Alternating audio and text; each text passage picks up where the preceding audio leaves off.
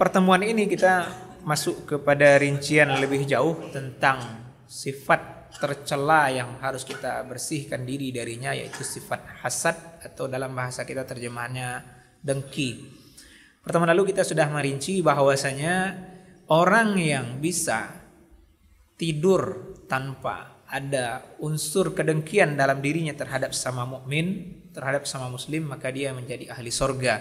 Bapak Ibu, semoga kajian ini menggugah kita bersama memiliki sifat ini, tidak ada kedengkian dalam diri kita terhadap sama muslim, sehingga kita layak pula nanti menjadi ahli sorga seperti sahabat yang diteliti oleh Abdullah bin Umar radhiyallahu anhu sampai beliau menginap di rumah orang tersebut selama 3 hari. Kemudian ada hadis ancaman dari Nabi SAW, salasun la yanju minhunna ahad wa qalla mayanju minhun. Ada 3 perbuatan buruk yang tidak selamat dari perbuatan ini seorang pun, atau sedikit orang yang selamat dari sifat buruk yang 3 ini. Yang pertama adalah yang sudah kita bahas dulu, idza zananta fala tuhaqqiq.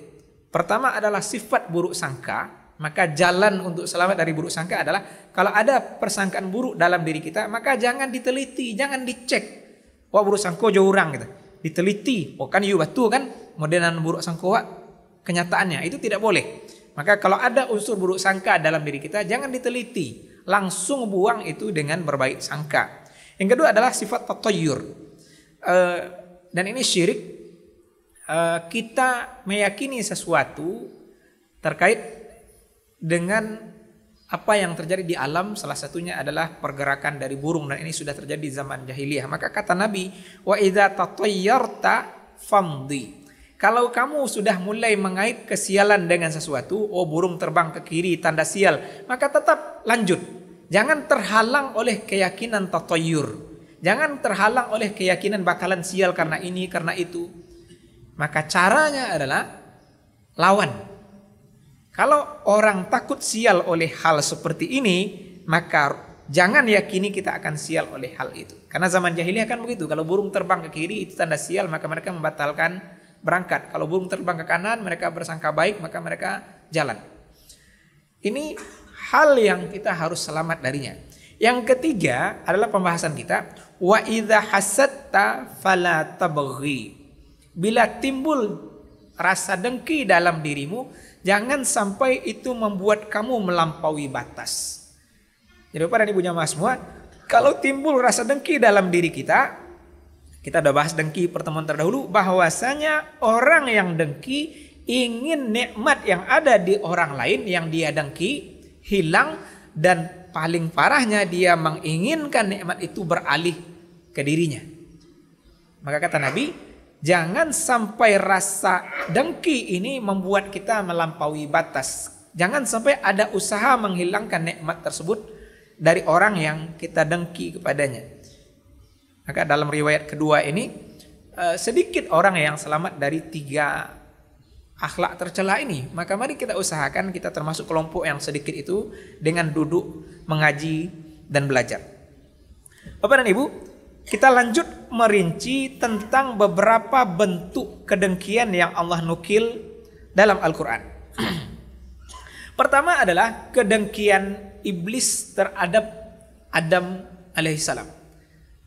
Pangkal kedengkiannya ini terjadi sebenarnya di masalah diri iblis sendiri, ketika dia merasa dirinya lebih besar dibanding Adam, lebih senior, lebih mulia, sehingga dia lupa meningkatkan kesombongannya dengan merendahkan Adam dengan melawan yang Maha Mencipta. Sehingga Nabi memberikan definisi sombong 2 sisi. Al-kibru batrul haqqi wa ghamtun nas. Sombong itu adalah menolak kebenaran yang datang dari yang Maha Mencipta, dari Allah Al-Haq, dan merendahkan manusia. Itulah sombong. Itu yang terjadi dengan iblis. Pertama dia merendahkan Adam, karena dia memandang Adam lebih rendah dibanding dirinya, menghasilkan dia menolak, tidak mau tunduk kepada perintah yang Maha Mencipta. Dan itu adalah kesombongan yang paling besar. Kesombongan yang menghasilkan orang melawan kepada yang Maha Mencipta, membangkang kepada Allah Ta'ala. Sehingga resiko yang dia terima, Allah kutuk Allah usir dia dari rahmat kasih sayangnya, diusir dari sorga menjadi makhluk yang hina. Nah disinilah timbul kedengkian. Iblis ingin Adam hilang dari seluruh nikmat yang dia nikmati di seluruh taman sorga. Maka dia dengan kedengkian ini melampaui batas, berusaha menipu Adam dan istrinya Hawa supaya nikmat itu hilang dari diri mereka. Kemudian kita ambil contoh kedua, yaitu kisah yang di riwayat Israeliat disebut Qabil dan Habil, dua anak Adam yang disuruh berkorban. Itu juga karena unsur kedengkian. Kedengkian menjadikan orang timbul kebencian dan ingin hilang nikmat dari orang tersebut. Dan dalam kisah kita mendapati bahwasanya dia tidak setuju Habil menikah dengan adik kembarannya. Maka dia tidak ingin nikmat itu dimiliki oleh Habil, maka dia bunuh. Itu kita bisa dapati dalam surah Al-Maidah. Di antaranya penggalan ayat, A'udzubillahi minasyaitonirrajim, watslu alaihim naba'a ibnai Adama bil haqqi idz qarraba qurbanan fatuqbila min ahadihima wa lam yutaqabbal minal akhar qala la aqtulannak. Bacakanlah dalam Al-Quran ini, kata Allah kepada mereka, tentang kisah dua anak Adam dengan secara benar. Ketika mereka berdua disuruh oleh Allah berkurban, maka diterima oleh Allah kurban dari salah satu karena memang ikhlas. Satu lagi tidak ikhlas, maka kurbannya tidak diterima. Dengan itu dia gagal ujian, maka kedengkian timbul. Dengan diterimanya korban salah satu yaitu Habil, maka dia layak mendapatkan nikmat, mendapatkan istri yang dia inginkan. Qabil tidak redha dengan itu, maka dia ingin menggagalkan nikmat pernikahan itu dengan cara membunuh.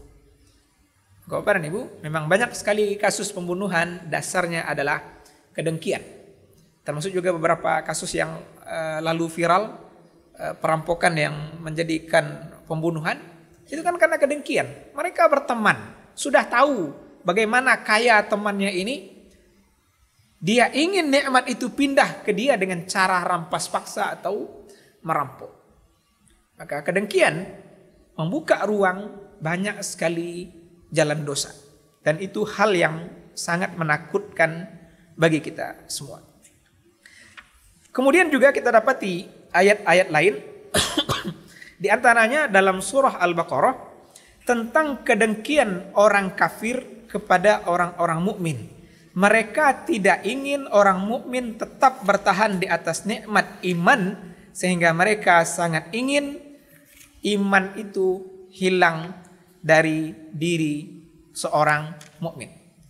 Kita bisa runut itu misalnya di dalam surah Al-Baqarah ayat 109, wadda katsirum min ahlil kitabi law yaruddunakum min ba'di imanikum kuffaran hasadam min indi anfusihim min ba'di ma tabayyana lahumul haq. Kita potong ayatnya di sini.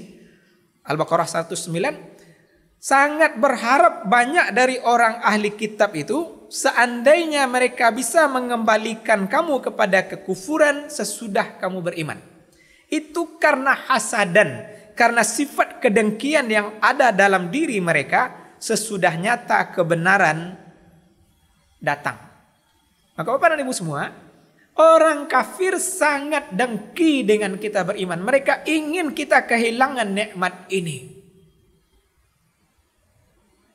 Maka Bapak dan Ibu, kedengkian orang-orang kafir ini harus kita hadang, salah satunya yang sudah kita bahas di pertemuan lalu, dengan merutinkan surah Al-Falaq.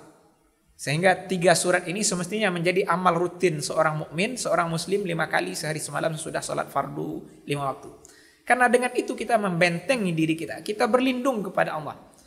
Bismillahirrahmanirrahim. Qul a'udzu birabbil falaq. Aku berlindung kepada Allah, Rabbnya Al-Falaq. Salah satunya dari wa min syarri hasidin idza hasad. Dari dengkinya orang yang dengki ketika dia sudah dengki. Bapak dan Ibu, ini hal-hal yang kami rasa perlu kita garis bawahi tentang kengerian sifat dengki ketika dia masuk ke dalam diri seorang mukmin. Maka sifat ini harus kita bersihkan. Dan pertemuan mendatang insya Allah kita akan merinci lebih dalam lagi tentang maratib atau tingkatan kedengkian menurut ulama tasawuf. Yang paling besarnya sudah kita bahas, karena itu definisi asal, bahwasanya yang namanya puncak kedengkian itu adalah orang ingin kenikmatan hilang dari orang yang dia dengki, kemudian nikmat itu berpindah kepada dirinya. Itu adalah kedengkian yang sangat buruk. Dan nanti akan ada rincian kedengkian yang lebih ringan, dan juga ada makna positif yang tetap dipakai dengan istilah kedengkian, tapi sebenarnya hakikatnya bukan kedengkian. Jadi bahasa di sini dalam bahasa Arab ada untuk kebaikan dipakai kata yang umum dipakai untuk hal buruk atau negatif, tetapi dengan makna yang positif. Dan ini dari hadis sangat banyak sekali. Di antaranya yang sudah kita bahas soal membela Muslim Palestina dahulu, kita merinci hadis unsur akhaka zaliman au mazluman. Tolong dan bantulah saudaramu dalam status menganiaya atau dianiaya. Ini adalah ungkapan jahiliyah, tapi Nabi merubah makna negatifnya kepada makna positif dengan rincian yang lebih dalam. Itu mungkin yang sempat kita bahas dengan waktu terbatas ini. Terima kasih atas perhatian.